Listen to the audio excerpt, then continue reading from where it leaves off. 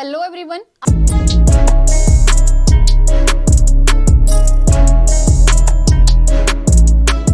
आज हम बात करने वाले हैं विजयनगर साम्राज्य के सबसे महान शासक कृष्णदेव राय के बारे में। लेकिन कृष्णदेव राय के बारे में बात करने से पहले जान लेते हैं कि किस तरह से विजयनगर साम्राज्य की स्थापना हुई थी। तो पहला क्वेश्चन तो आप लोगों के लिए यही बनेगा कि विजयनगर साम्राज्य की स्थापना कब और किसने की है। तो दो भाई हुआ करते थे जिनका नाम है हरिहर और दूसरे भाई का नाम है बुक्का। इन दोनों भाइयों ने 1336 ईस्वी में, कब, 1336 में, 1336 ईस्वी में तुंगभद्रा नदी के दक्षिणी तट पर विजयनगर साम्राज्य की स्थापना हुई थी। अब कौन थे ये हरिहर और बुक्का? तो देखिए, ये जो हरिहर और बुक्का, ये दोनों भाई जो हुआ करते थे ना, ये पहले काम किया करते थे काकतियों के लिए। किसके सामंत थे ये? तो पहले ये काकतियों के सामंत हुआ करते थे। फिर काकतियों के साथ काम करने के बाद ये बने हैं मंत्री। कहाँ पर मंत्री बने हैं ये? तो इसके बाद ये काम्पिली राज्य में मंत्री बने हैं। कहाँ पर? तो ये दोनों के दोनों भाई काम्पिली राज्य में बन गए मंत्री। फिर इसके बाद हुआ क्या? एमबीटी यानी कि मोहम्मद बिन तुगलक, नाम तो सभी ने सुना ही होगा। तो मोहम्मद बिन तुगलक जो थे, उन्होंने दक्षिण भारत पर अटैक किया। और कहां पर आक्रमण किया उन्होंने? काम्पिली राज्य पर आक्रमण किया। क्यों? क्योंकि कहते हैं यहाँ के शासक ने बहाउद्दीन गुरशब को शरण दे रखी थी। उसकी वजह से मोहम्मद बिन तुगलक ने काम्पिली राज्य पर आक्रमण किया था। तो जब एमबीटी ने काम्पिली राज्य पर आक्रमण किया, तो इसी आक्रमण के दौरान वो इन दोनों भाइयों को अपने साथ ले गया। कहां पर? दिल्ली। और कहते हैं कि इन दोनों भाइयों में दिल्ली में जाकर काम करना शुरू कर दिया, सुल्तान के लिए काम करना शुरू कर दिया। इतना ही नहीं, कहते हैं इन्होंने अपना धर्म चेंज कर लिया और इस्लाम धर्म को कबूल कर लिया था। तो ये जो दोनों के दोनों भाई थे, इनकी एक बार ड्यूटी लगाई जाती है। क्या ड्यूटी लगाई जाती है? एमबीटी के टाइम पर विद्रोह होना एक आम बात थी। बहुत ज्यादा विद्रोह हुए हैं। सल्तनत काल के सबसे ज्यादा विद्रोह जो है वो एमबीटी के टाइम पर ही हुए हैं। तो दक्षिण भारत में होयसलों का विद्रोह हुआ और एमबीटी ने क्या किया? इस विद्रोह को शांत करने के लिए इन दोनों भाइयों की ड्यूटी लगाई कि आप जाइए दक्षिण भारत और होयसलों के विद्रोह को शांत कीजिए। अब गलती क्या की कि इन दोनों भाइयों को इन्हीं के गृह राज्य में भेजा गया था। यहां से क्वेश्चन पूछा जाता है कि किसका विद्रोह शांत करने के लिए ये दोनों भाई जो थे वो दक्षिण भारत गए थे। तो आप लोगों ने ध्यान रखना है कि ये दोनों भाई जो थे ये होयसलों के विद्रोह को शांत करने के लिए, होयसलों के विद्रोह को शांत करने के लिए जो है वो कहाँ गए हैं? दक्षिण भारत गए हैं एक बार फिर से। ठीक है। अब जब ये दक्षिण भारत आए तो यहाँ पर इनकी मुलाकात हो जाती है इनके गुरु के साथ, जिनका नाम था माधव विद्यारण्य। ठीक है। तो माधव विद्यारण्य जो हुआ करते थे, इन्होंने इन दोनों भाइयों को थोड़ा सा मोटिवेट किया और कहते हैं अपने गुरु की प्रेरणा से ही इन दोनों भाइयों ने क्या किया? तुंगभद्रा नदी के दक्षिणी तट पर विजयनगर साम्राज्य की स्थापना की थी। और ये जो विजयनगर साम्राज्य हुआ करता था, इसकी कैपिटल हुआ करती थी हम्पी। और हम्पी से इस बार एग्जाम में क्वेश्चन आया था, टेट के एग्जाम में क्वेश्चन आया था। क्वेश्चन क्या पूछा गया था कि हम्पी के अवशेषों की खोज किसने की थी? तो आप लोगों ने याद रखना है कि हम्पी के अवशेषों की खोज किसने की है? कर्नल मैकेंजी ने की है। और कब की है? तो आप ये ध्यान रखेंगे बात, 1800 ईस्वी में। ठीक है। कब की है? 1800 ईस्वी में। अब आप देखिए यहाँ पर विजयनगर साम्राज्य की स्थापना की है इन दोनों भाइयों ने। और यहाँ पर जो वंश अब शासन करेगा उस वंश का नाम है संगम वंश। विजयनगर साम्राज्य पर कुल मिलाकर 4 राजवंशों ने शासन किया है और इन चारों में से जो पहला वंश था वो था संगम। संगम नाम क्यों पड़ा? क्योंकि हरिहर और बुक्का जो थे, इन दोनों के पिता का नाम था संगम। तो इन्होंने अपने पिता के नाम से ही इस वंश का नाम भी यहाँ पर क्या रखा है? संगम रखा है। तो अब आप लोगों ने ध्यान रखना है कि विजयनगर साम्राज्य पर शासन करने वाले 4 वंश कौन से हुआ करते थे। तो फर्स्ट तो आ गया हमारे पास संगम वंश। ठीक है। संगम वंश के बाद शासन किया है यहाँ पर सालुब वंश ने। सालुब वंश के बाद थर्ड आएगा यहाँ पर तुलुब वंश। और तुलुब वंश के बाद जो रहेगा वो है हमारे पास अराविडु वंश। यहाँ से पेपर में क्वेश्चन पूछा गया था कि विजयनगर साम्राज्य पर शासन करने वाला अंतिम वंश कौन सा था? तो आप लोगों ने ध्यान रखना है कि अंतिम वंश कौन सा रहेगा यहाँ पर शासन करने वाला, वो है अराविडु वंश। आज की क्लास में हम लोग बात करने वाले हैं कृष्णदेव रॉय के बारे में, जो कि विजयनगर साम्राज्य के सबसे महान शासक हुआ करते थे। और ये कृष्णदेव रॉय जो थे ये कौन से वंश के रहेंगे? तो ये थे तुलुव वंश के, यानी कि तीसरे नंबर पर जो वंश रूल कर रहा था। ठीक है, तो नेक्स्ट हम स्टार्ट करते हैं कृष्णदेव रॉय। कृष्णदेव रॉय जो थे इन्होंने रूल किया है 1509 से लेकर 1529 ईस्वी तक। जब उत्तर भारत में बाबर शासन कर रहा था उसी समय विजयनगर साम्राज्य पर शासन किया जा रहा था कृष्णदेव रॉय के द्वारा। बाबर जो थे इन्होंने अपनी ऑटोबायोग्राफी लिखी है और बाबर की ऑटोबायोग्राफी का नाम है तुजुक ए बाबरी, या उसी को हम बाबरनामा भी बोलते हैं। तुर्की भाषा में लिखी गई थी। बाबरनामा में तत्कालीन भारत का सबसे शक्तिशाली राजा बताया गया है कृष्णदेव रॉय को। और ये सेम क्वेश्चन टेट के एग्जाम में पूछा जा चुका है कि बाबरनामा में तत्कालीन भारत का सबसे शक्तिशाली राजा किसे बताया गया है। यह क्वेश्चन इस फॉर्म में भी पूछा जाता है कि बाबर का कंटेम्परेरी कौन था साउथ में, तब भी आंसर क्या रहेगा? कृष्णदेव रॉय ही रहता है वहां पे। तो कृष्णदेव रॉय जो थे ये पूरे के पूरे विजयनगर साम्राज्य के सबसे शक्तिशाली और सबसे महान शासक हुआ करते थे। विजयनगर साम्राज्य के जितने भी राजा रहेंगे इनके पुर्तगालियों के साथ बहुत अच्छे रिलेशन हुआ करते थे। रीजन क्या था? घोड़ों का व्यापार। पुर्तगालियों के साथ इनका घोड़ों का व्यापार चलता था, जिनकी वजह से इनके काफी अच्छे संबंध हुआ करते थे। और पुर्तगाली जो थे वो भी कोई मौका नहीं छोड़ते थे, वो भी टाइम टू टाइम ग्रुप बना के भेजते रहते थे विजयनगर साम्राज्य के राजाओं के दरबार में, ताकि उनको और नई फैसिलिटीज मिलती रहे। तो 1510 ईस्वी की बात है। पुर्तगालियों का गवर्नर हुआ करता था जिसका नाम है अल्बुकर्क। अल्बुकर्क ने क्या किया? फादर लुई के नेतृत्व में एक दूत मंडल जो था वो कृष्णदेव रॉय के दरबार में भेजा। और कृष्णदेव रॉय जो थे उन्होंने इस दूत मंडल को भटकल में किला बनाने की परमिशन दी थी। और ये क्वेश्चन एग्जाम में पूछा जाता है कि कृष्णदेव रॉय ने दूत मंडल को कहां पर किला बनाने की परमिशन दी? तो आपको जगह का नाम पता होना चाहिए, भटकल। ठीक है, तो किस तरह से यहाँ पर क्वेश्चन पूछे जा सकते हैं, ध्यान रखना है आप लोगों ने। कौन सा पुर्तगाली गवर्नर था जिसने की दूत मंडल भेजा? किसके नेतृत्व में भेजा गया? फादर लुई के नेतृत्व में भेजा गया। फिर कब भेजा गया है? 1510 ईस्वी में भेजा गया है। फिर आप लोगों से पूछा जा सकता है किसके दरबार में भेजा गया? कृष्णदेव रॉय के दरबार में भेजा गया। और कहां पर किला बनाने की परमिशन दी गई है? तब आंसर क्या रहेगा? भटकल। भटकल में किला बनाने की परमिशन दी थी कृष्णदेव रॉय ने। नेक्स्ट हम बात करेंगे कृष्णदेव रॉय जो थे इन्होंने कौन सी बुक्स लिखी है। तो कृष्णदेव रॉय जो थे एक राजा तो थे, लेकिन राजा होने के साथ साथ ये विद्वान भी थे, बहुत अच्छे राइटर भी थे। इन्होंने काफी सारी बुक्स लिखी है। तो कृष्णदेव रॉय जो थे विद्वान होने के कारण इनको अभिनव भोज कहा जाता है, इनको आंध्र भोज कहा जाता है और आंध्र पितामह भी कहा जाता है। अब बात करेंगे हम इनकी बुक्स के बारे में कि कौन कौन सी बुक्स लिखी है। देखो कृष्णदेव रॉय जो थे इनकी राजभाषा हुआ करती थी तेलुगु। राजभाषा क्या है? तेलुगु हुआ करती थी। और कृष्णदेव रॉय की जो सबसे इंपॉर्टेंट बुक है अमुक्तमाल्यद, ये भी तेलुगु भाषा में लिखी गई है। अमुक्तमाल्यद की लैंग्वेज पूछी जाए तो तेलुगु। मीनिंग क्या है इस वर्ड का? तो इसका अर्थ रहता है मोतियों की माला। किस मुद्दे पर बेस्ड है ये बुक?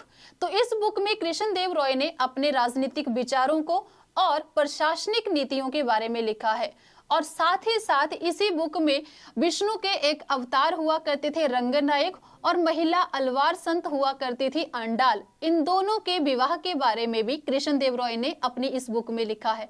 तो ये पॉइंट भी आप लोगों ने ध्यान रखना है कि इसी बुक में कृष्णदेव रॉय ने विष्णु के अवतार, नाम क्या बताया मैंने आप लोगों को? रंगनायक। और जो महिला अलवार संत हुआ करती थी नाम क्या है? अंडाल।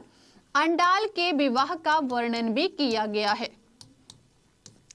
विवाह का वर्णन भी है। ठीक है, अंडाल क्या है? एकमात्र महिला अलवार संत हुआ करती थी। दक्षिण की मीरा भी इन्हीं को बोला जाता है। ठीक है, तो इन दोनों की शादी के बारे में भी कहां पर लिखा गया है? अमुक्तमाल्यद ग्रंथ में ही लिखा गया है, जो कि तेलुगु भाषा में लिखी गई है।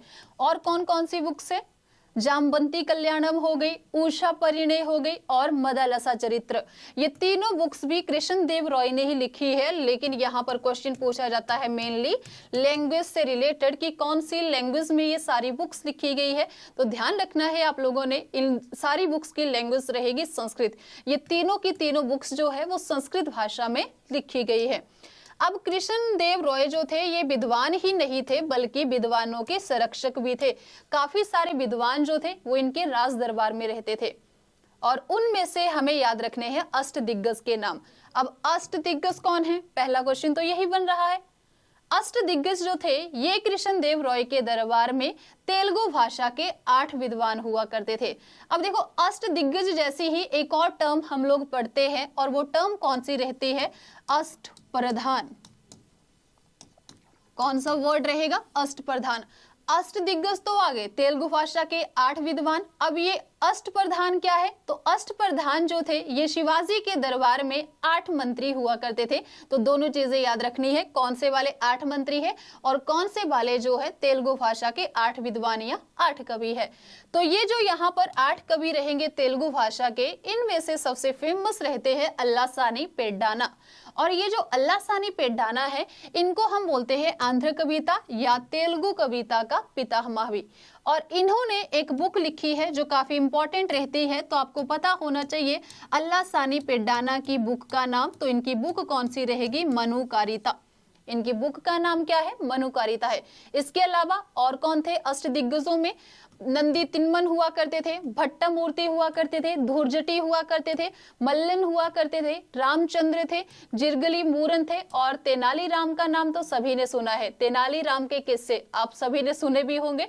तो तेनालीराम किसके दरबारी विद्वान हुआ करते थे, तो कृष्ण देव रॉय के दरबारी विद्वान हुआ करते थे। नेक्स्ट हम बात करेंगे कि कृष्ण देव रॉय जो थे इन्होंने कौन से नगरों की स्थापना की है। तो कृष्ण देव रॉय जो थे इन्होंने 2 नगरों की स्थापना की है। एक नगर उन्होंने अपनी माँ के नाम से बसाया था और एक नगर जो है अपनी पत्नी के नाम से। तो आपने यहाँ पर ध्यान रखना है कि अपने माँ की याद में, अपनी माँ की स्मृति में किस नगर की स्थापना की है, नागलपुर नगर की।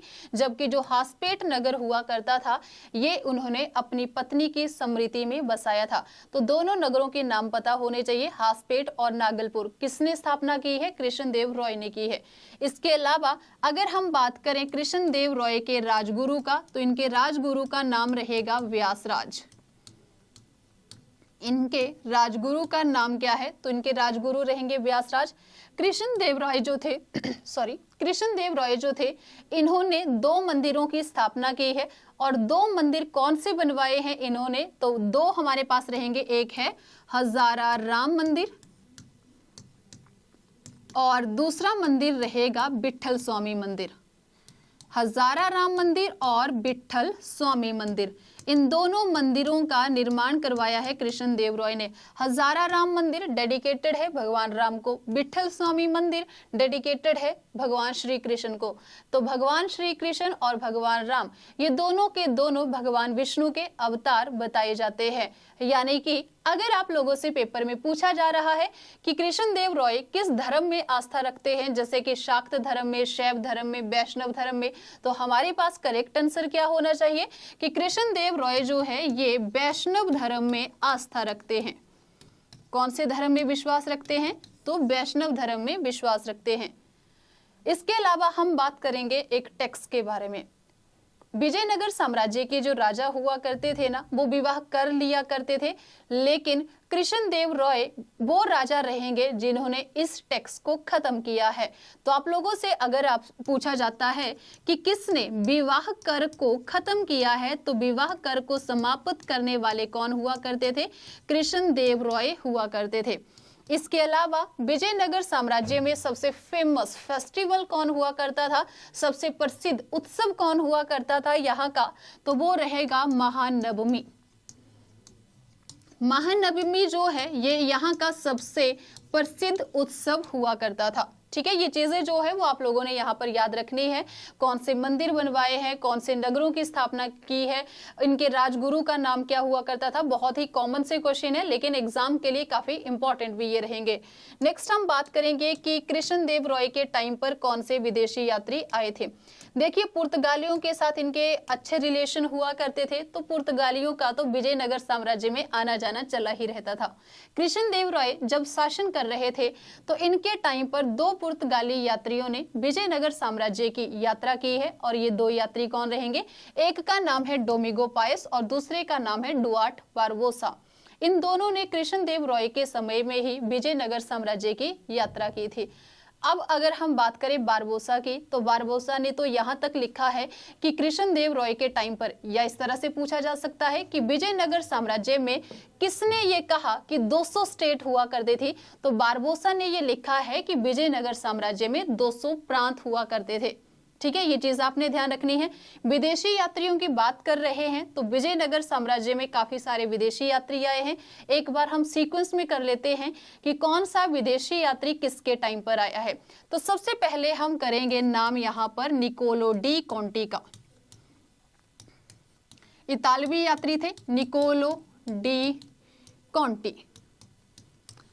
अब ये जो निकोलो डी कॉन्टी थे, इन्होंने किसके टाइम पर विजयनगर साम्राज्य की यात्रा की है? तो ये आए हैं संगम वंश के शासक देवराय फर्स्ट के टाइम पे। ठीक है, दूसरे नंबर पर रहेंगे यहाँ पर हमारे पास अब्दुल रज्जाक। अब्दुल रज्जाक फारसी राजदूत थे, और ये किसके टाइम पर आए हैं? तो ये आए हैं देवराय सेकंड के टाइम पे। देवराय सेकंड के टाइम पे। उसके बाद हम लिखेंगे नूनिस। ओके, पहले लिख लेते हैं, सॉरी थर्ड है माहुयान। माहुयान, माहुयान जो थे वो किसके टाइम पर आए हैं? तो ये आए हैं मल्लिका अर्जुन के टाइम पर। मल्लिका अर्जुन, जिसको हम प्रौढ़ देवराय भी बोलते हैं। मल्लिका अर्जुन के टाइम पर चीनी यात्री आए थे, जिनका नाम क्या हुआ करता था? माहुयान हुआ करता था। लास्ट और फोर्थ हम यहाँ पर लिखेंगे नाम नूनिस का। नूनिस पुर्तगाली यात्री था प्लस घोड़ों का व्यापारी था। तो नूनिस जो है इसने किसके टाइम पर यात्रा की है? तो नूनिस आया है अच्युत देव रॉय के टाइम पर। अच्युत देव रॉय के टाइम पर। ठीक है, तो आप लोगों ने सीक्वेंस में इस तरह से याद रखने हैं कि निकोलो डी कॉन्टी इतालवी यात्री है, देवराय फर्स्ट के टाइम पर आएगा। फारसी राजदूत अब्दुल रज्जाक देवराय सेकंड के टाइम पर आया था। उसके बाद चीनी यात्री था, माहुयान नाम है उनका, जो कि मल्लिका अर्जुन के टाइम पर आए थे। मल्लिका अर्जुन जो थे ये विजयनगर साम्राज्य के ही एक शासक हुआ करते थे, जिन्हें हम प्रौढ़ देवराय के नाम से भी जानते हैं। लास्ट मैंने आप लोगों को बताया नाम नूनिस का, जो कि एक पुर्तगाली यात्री प्लस घोड़ों के व्यापारी हुआ करते थे, और इन्होंने अच्युत देव रॉय के टाइम पर विजयनगर साम्राज्य की यात्रा की थी। तो ये था हमारा आज का वीडियो लेक्चर। आई होप आप लोगों को अच्छा लगा होगा। तो लाइक करें, शेयर करें और सब्सक्राइब करें हमारे YouTube चैनल APC अकेडमी को। धन्यवाद।